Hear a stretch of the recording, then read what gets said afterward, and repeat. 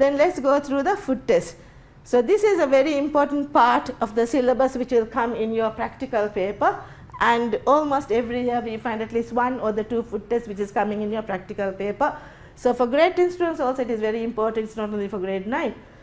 So testing of starch. So first of all, carbohydrates I have discussed earlier, we are divided into starchy carbohydrates and sugary carbohydrates. So starchy carbohydrates are potatoes, rice, flour and so on. So here we can take a starch, it can be in solid form or it can be in a liquid form. A slice of potato or a slice of bread. You can add iodine as a reagent. Iodine is brown in color and it will turn blue black if starch is present. If starch is absent, it remains brown. The second test, this is also carbohydrate, but this is a sugar part of it, the reducing sugar test. So in this test, it is very important that you have to have the observation skill. ATP paper comprises of the observation skills, tabling, mathematical skills. So all these skills should be focused in the ATP paper. So here we need to tabulate our data, plus we need to observe.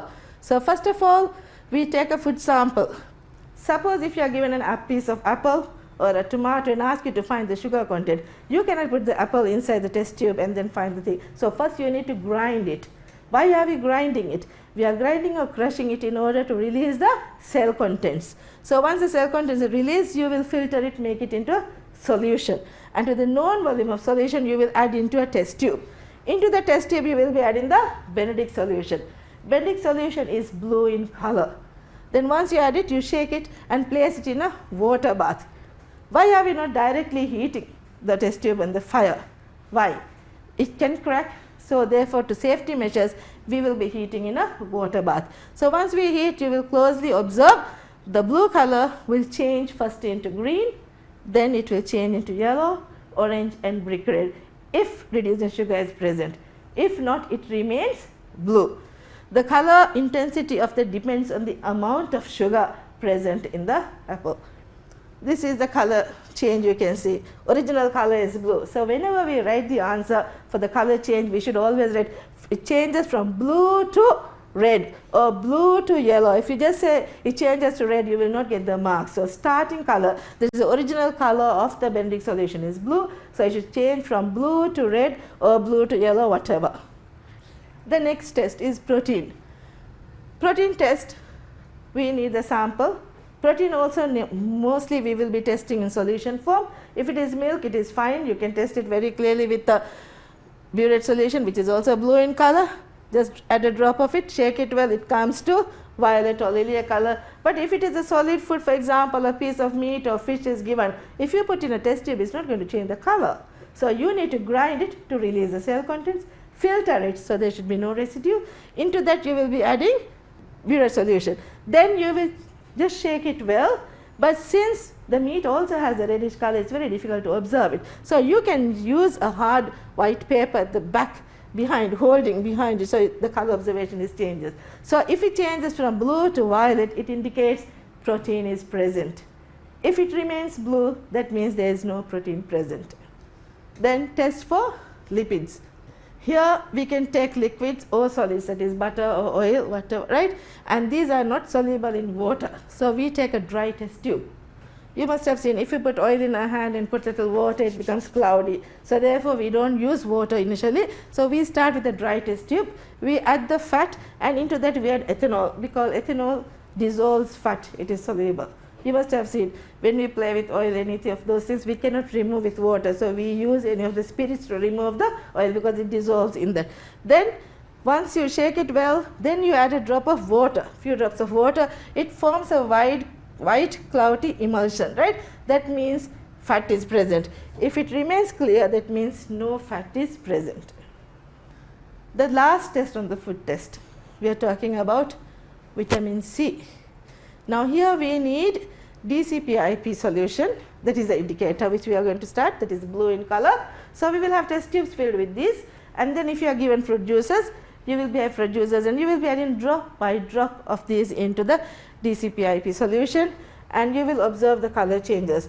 Immediately if the color becomes clear, if the blue color disappears, that means vitamin C is present. If it remains blue or pink any other form, that means there is less vitamin C or no vitamin C at all in the solution. So I hope this lesson you have understood. So let me test with you to start, because this is to summarize my lesson. I have made my flashcards, and like flashcards you can make it with beautiful little colors. We have 21 topics in biology. So for each topic you can have a set of different flashcards or different colors, which will help you to give a meaningful learning. So for proteins, are you all ready? Have you noted down some questions? Okay, I will give you these questions. Let us go through. Define a protein. How many of you all could do it? If you are able to do it, you have successfully achieved the objectives of this. Then name the simplest form of a protein. Name a water-soluble protein. State two functions of proteins. Now looking at this, we go back to the answers. I have done my homework. So let us go through. What is a protein? Protein is a long chain of amino acids. And the simplest form of a protein, whatever protein you eat, a piece of meat you eat, a fish, whatever it is, in the end it becomes an amino acid which will be absorbed into our body. Then a soluble protein, as I discussed earlier, it is hemoglobin. And what is the use of proteins? Proteins are very essential for us because all the enzymes, proteins is a formation of enzymes, antibodies, growth and repair. Without enzymes, no reaction can take place. Even for digestion, we need enzymes. Respiration is an enzymatic reaction. So all these enzymes will be formed only with the help of proteins. Antibodies are also formed, and growth and repair. So all these are essential functions of proteins. The next bit I will be testing on you all is fats and lipids. Now, the question says here, draw a diagram to show a simple structure of a fat molecule. So you should be able to sketch diagrams even in terms of your examination, because they could ask you to find just to sketch a diagram. Second one, list three functions of lipids. So here we are saying list. The stem of the question is very important. We are not asking you to describe or explain the functions. It is just listing. That means stating the functions one by one. So let us go to draw a diagram. I have drawn the diagram here.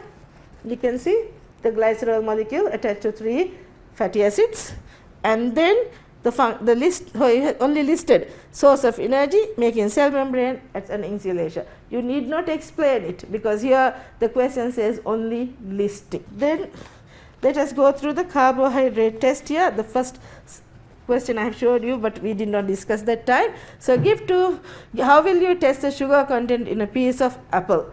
So suppose if they are given you one piece of apple, the other piece of carrot. So the examiner is asking you to design an investigation. These days practical papers based on this. So the variable we are testing is the amount of sugar. All the other variables should remain constant. So we will take, in this case, we will be taking the piece of apple. First we will crush it stepwise. It's very easy. Crush it. Why are we crushing it? To release the cell contents. Then we filter it, make it into a solution. Into that you are adding a known volume of Rendick solution. Then you are heating it over a water bath. Water bath we are using as a safety measure. Then you observe the color changes. This is the skill we need for an ATP paper, observation. And once you observe, you will tabulate your data, and later on you can even plot a graph depending on the question. Then the last flashcard which I will be using here, we said, you are provided with two fruits, a tomato and a kiwi. You need to explain investigation to find out which fruit contains the highest amount of vitamin C. This type of a question we will get for you in your ATP paper, 6 marks? ATP paper is only 40 marks, so 6 marks matters for you to reach your A stars in A's. So let us go through your answer. So here, first of all, we are testing for amount of, what are we testing? We are testing for the amount of vitamin C. So what are the factors we should remain constant?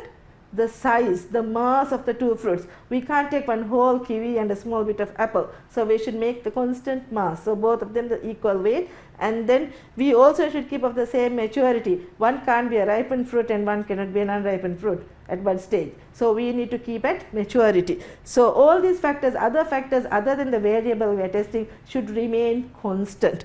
So now we will be grinding it and measuring the same volume of juice. Into that, now we will be having two test tubes labeled A and B. Into that we will be adding equal volume of DCPIP solution, and then from each of these fruit juices we will be adding drops of drop. So as we go on adding the drops, you can see the DC PIP solution will change from blue to colorless. So the lesser the drop, the faster the color change. That means that will have more vitamin C compared to another one which will have more. When we add more drops of this fruit solution, that means that will have less vitamin C. So you can compare, tabulate your data and plot a graph, and that is the end of today's lesson. And to leave this, I have got a site where you can get into YouTube, this one, and you can see the food test going on. So it is very easy for you to follow the food test even through this website. The next one, this is your task, students. Just for us present in these lessons will not get anything unless until you work for it. So when you get back to school, inshallah, soon we will be seeing you, and that time we can go on with the questions. So students, please do page number 20 to 23 in the workbook, you can see. So these pages, and in your course book from question 1 to 2 in page number 48. You can discuss these answers even if you are at your island schools or in Mali schools with your teachers through any of these Viber, Gmail or G Suite or any other mode of communication, and we are always there to help us. And I hope all of you remain at home so that we can break the chain of coronavirus, and hope to see you all soon in face-to-face at our schools. Thank you and have a good day.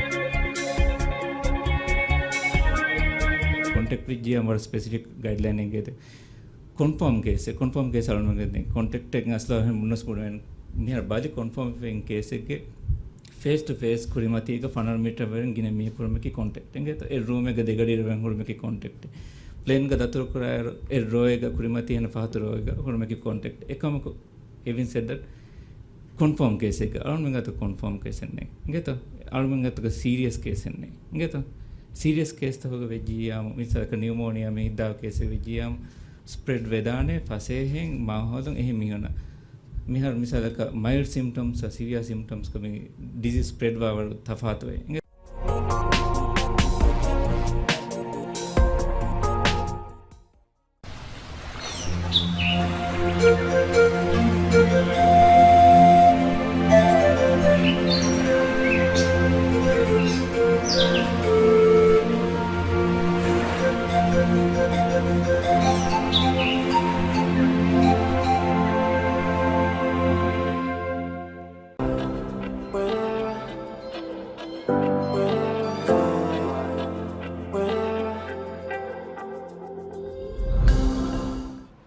Assalamualaikum. Welcome to the first teleclass of grade 9 business studies. I am Veena Ali from Madin School. Today we are going to learn about people in business motivating employees. In this lesson we will learn the meaning of motivation, why people work, learn about the benefits of well-motivated workforce, motivational theories, that is Maslow's hierarchy of needs, Taylor's theory, that is scientific management theory, and the Herzberg's theory, that is two-factor theory. So let's move on to the motivation, the importance of well-motivated workforce as well as the definition of motivation. So motivation is the factors that influence the behavior of employees towards achieving set business goals. So in this, managers, they have to influence the behavior of their employees through different ways. It might be giving them financial reward or non-financial reward. There are other ways also businesses, they can improve motivation of the workforce. Then let's see the why people do work. First one is money. Money is actually to buy basic needs and basic necessity of the people. Second one is social need. Some people do work to find friends, to get along with others, in order to have colleagues, in order to be socialized. There are different other reasons also people do work. Third one is job security. Job security means employees, they do work in order to have a permanent job as well as to have a stable income. Fourth one is fringe benefits. This is actually workers, they are trying to get additional benefit other than their salary or wages. This might be included, we can say if it is a higher level of employee, they might get a company car or they might get expense account for those who are very superior in the organization, and those who are in the factory level, they might get health insurance or discount from the firm's shop. The last one is job satisfaction. There are some employees who get satisfaction when they do work. That means they get enjoyed from what they do. Other than this, I have only included 5 ways that employees get motivated. In your textbook, page 72, there are a lot of factors that affect the motivation of the employees. You can go back and check your textbook for additional reasons and additional factors. Let's see the benefits of well-motivated workforce. So first one is increase labor productivity. When employees are being motivated, they will do a lot of work to the organization. That means it will improve labor productivity, meaning that total output of the organization will improve, hence increasing the profitability of the organization.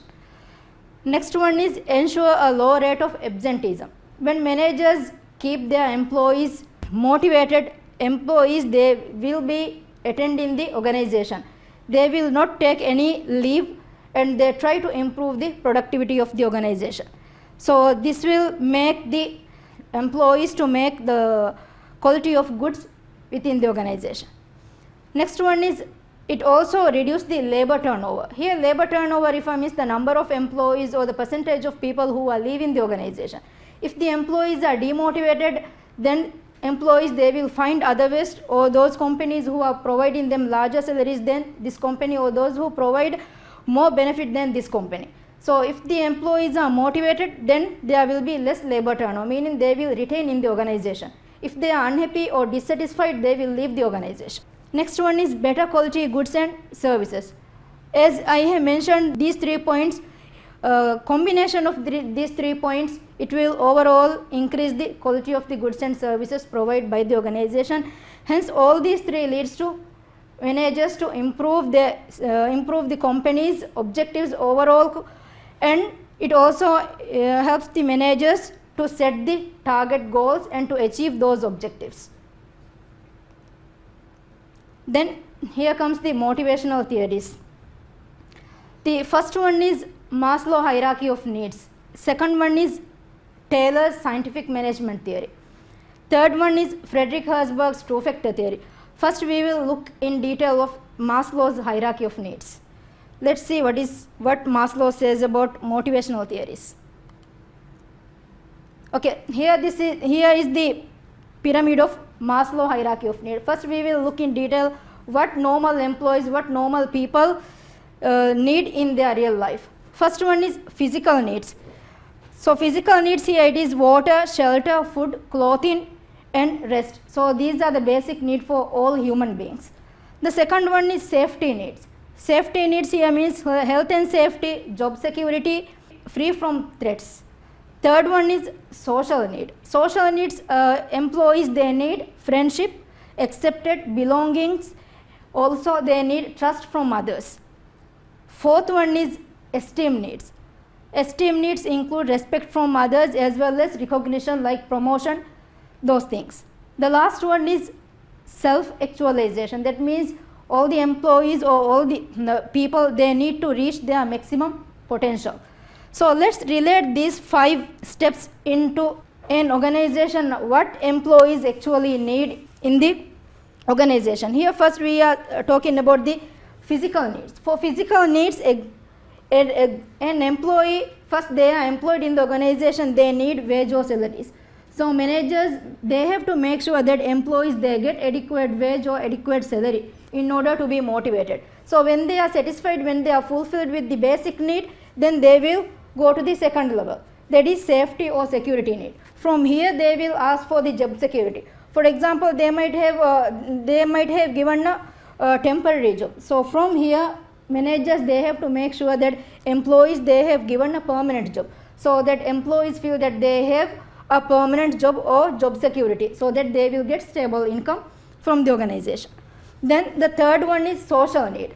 From here, when employees are secured and they have enough, when they have good wages, when they have a job security, then employees, they will try to find from friends from the organization, meaning that from that department also they need support from their colleagues.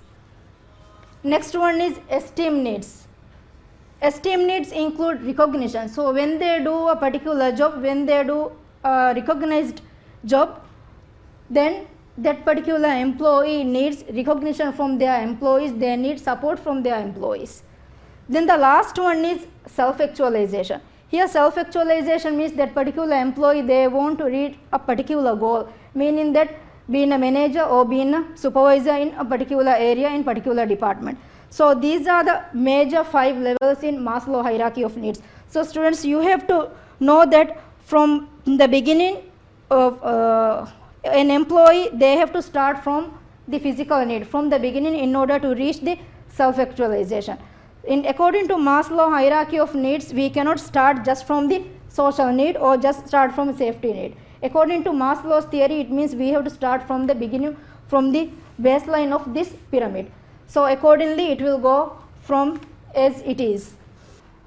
When Maslow has given this pyramid also, there are some theorists believes that still there are some limitations and some criticism of these theories, this Maslow theory.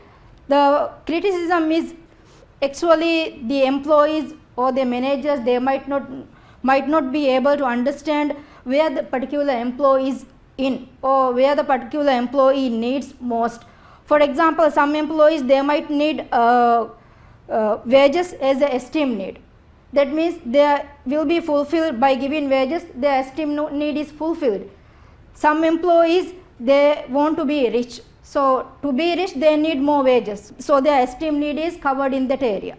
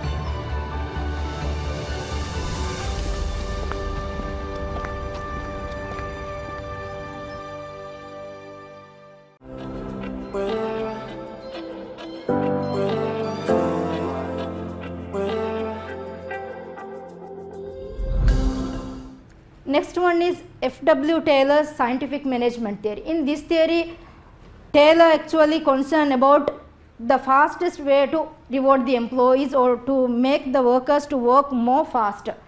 So he believes that giving more money is the most appropriate and the best method for employees to be motivated. So his finding is to give employees more money, employees will do more work. So his theory is based on only on money factor. So it is called economic man theory, as he is concerned about the money. So as he is concerned about the money, managers, they give more money to the employees, so they produce more. So automatically the output of the organization increases.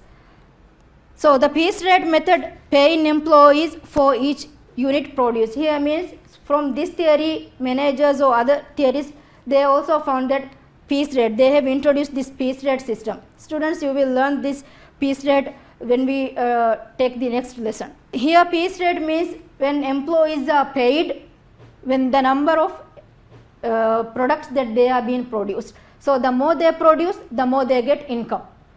So according to the Taylor's theory, money is everything. Remember that in Maslow's theory, it is only based on human needs, and Taylor's theory, it is only money factor. Employees are motivated only by giving them more money. Third one is Frederick Herzberg's two-factor theory. According to Herzberg, he said humans have two sets of needs. The first one is hygienic factor and the second one is motivators. According to him, hygienic factor or hygiene factor must be present in the working environment in order to be employees motivated, in order to be more satisfied.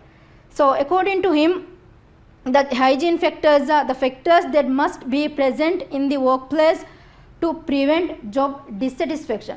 So when these factors are present in the organization, employees will be satisfied. Second one is motivators. Motivators are the factors that influence persons to increase their efforts. So if hygiene factors are available and employees are satisfied, then they will demand for these motivators in order to put more effort on them. So here are the two details of hygiene factors and motivators. In some books, hygiene factors are referred as a maintenance factor.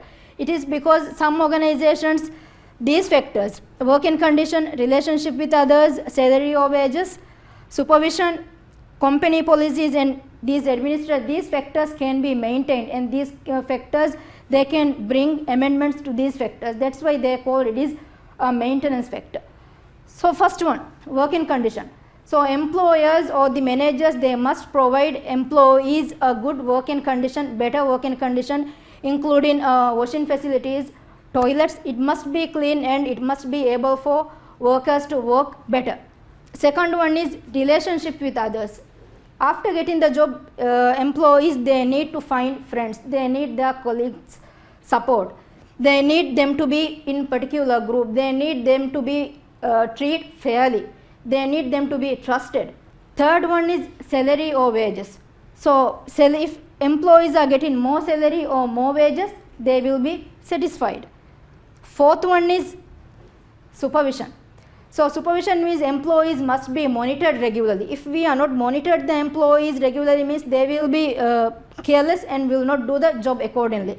So this supervision is more related actually when we have studied organization in management.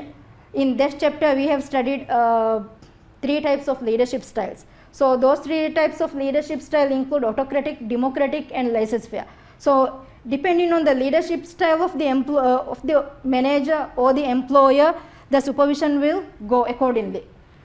Then last one is company policy and the administration. If the employees find the company policies and administrations or the rules and regulations of the organizations are rigid and difficult to follow, then employees will be demotivated. For example, if they are not getting prayer time, or maybe if they are not getting break time regularly, employees feel dissatisfied and demotivated. Then after getting these hygiene factors or maintenance factors, some employees will be satisfied but not motivated, and they will be motivated once these factors are satisfied. Then they will demand for motivators. Motivators include the work itself. So some employees, they like to do work, they get satisfaction from the work they do. There are some employees who need more challenging tasks, more responsibilities in order to be motivated. So managers have to make sure that these particular employees, they get these tasks and these responsibilities to do the work. Second one is responsibility. Responsibility means giving them responsibilities or authorities to take decisions. When giving the employees to take decisions, they will feel that they are important to the organization. They feel that yes, my manager is trusting me, so I have given this opportunity to take decisions. So they feel like they are one part of the organization, giving them more responsibility, giving them authority to take decisions. Then next one is advancement. This is given like promotions.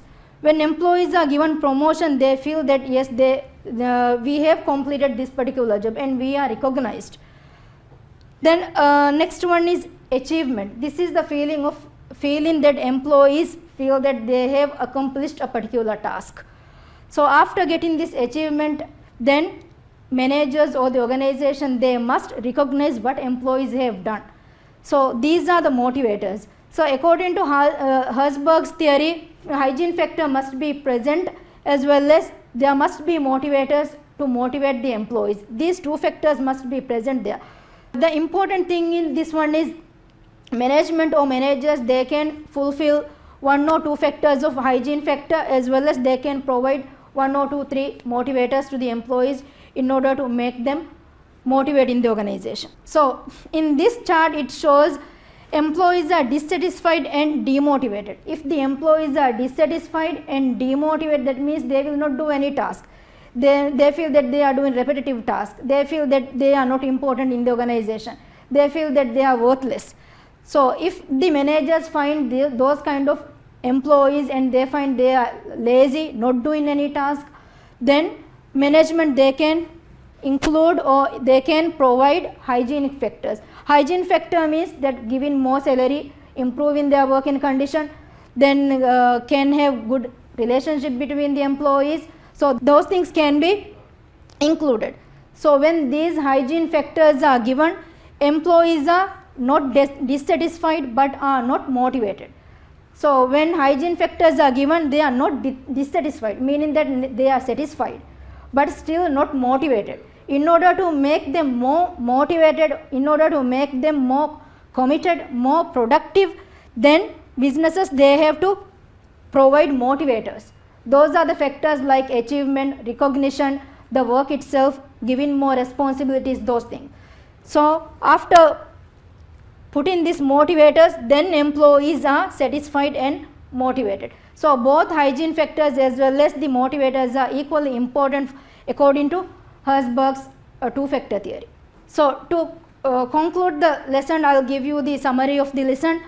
First one is motivation. Motivation means actually the managers or the management or the employer, they have to influence the behavior of the employees in order to make them motivate, in order to make them more productive, in order to make them more commitment, to give more commitment to the work. Then second one is why do people work? So there are a lot of factors that why do people work. The first one we have discussed, first one is money factor, then security, job security. Third one is given fringe benefit, then social needs. So third one is benefits of well motivated workforce. What are the benefits? We have discussed already the benefits that we are getting by motivating the employees. By motivating the employees, the first one is businesses, they will produce quality goods and services.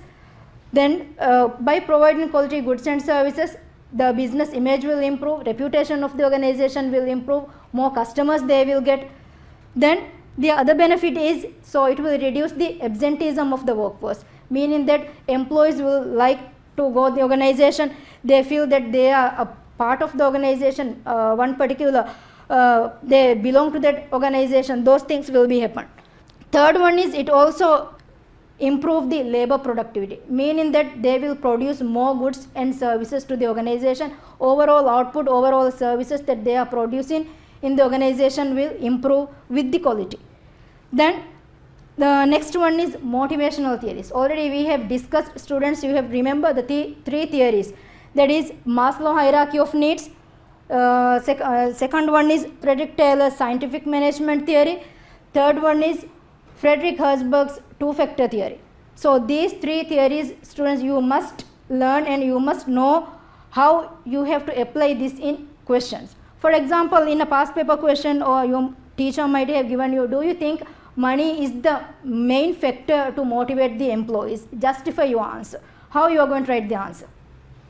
So money is not only the motivating factor, isn't it? As you have seen the Maslow hierarchy of needs as well as the Herzberg's 2-factor theory, you have understood clearly that money is not only the motivating factor. Money is one factor that we need to motivate, but there are other factors that human beings or the employees, they need in order to motivate the employees. For example, in Maslow hierarchy, safety and security need, social need, esteem need, as well as self-actualization. Let me ask you a question.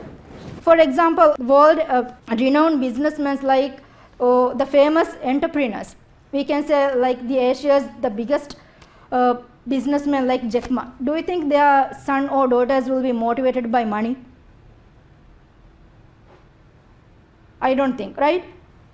For example, Facebook, the owner of Facebook, Mark Zuckerberg, his son or daughter will be motivated by money? Maybe not, because their parents are very rich and they have a lot of money and they are born in a rich family, they might not be motivated of this physical need. They might need this social need. They might go for the job in order to get friends, in order to be socialized, in order to belong a particular group. So these things should be considered when writing the answers. So money is not only the factor, we have to consider Herzberg's two-factor theory also. That is motivators as well as hygiene factors. Then before finishing the lesson, I would like to give you a homework, that is in your exercise book, page 75, exercise 6.2 and page 79, activity 6.3, that is 6.2 is about theories and 6.3 is about how you are going to apply those theories. Students, please go back to these lessons and remember to read the notes very well. Only after reading the notes only you will understand how to develop the answers, how to write the answers, then only you will know how to write it. By reading the books only you can understand and you will be thorough with the content. Only be thorough on the content only we can answer this question. So read the book carefully from page 71 to 79. So read those areas in the textbook, and from here we will finish this part of the lesson. Next lesson we will continue later. So all the students, be safe, stay home, and thank you for listening.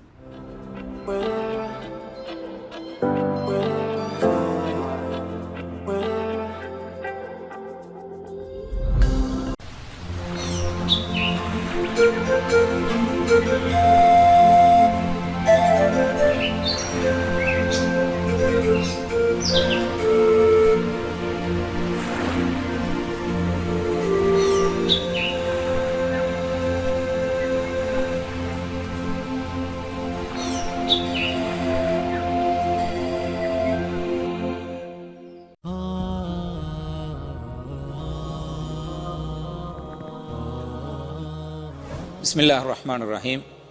Ad shakkene mavegin va Islam deenuga warabboda baaru wala anikaya gellum va emmeha kandattakon duruwegen tiunna. Algomennaki muslimu algomennaki Islam deenuga usul taka tabawa mihu algomenge faratu mujtamogole anikaya dere gellume medveri vedana evves kame hoggennuwan misale gota dannawakama wanin